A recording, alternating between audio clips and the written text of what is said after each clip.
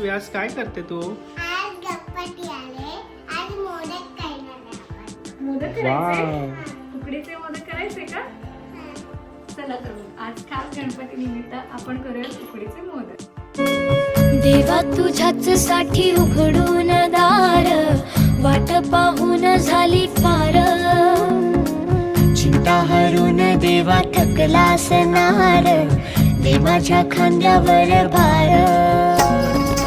थोडा इथं टेकून जा, घास खाऊन माझ्या हातातला.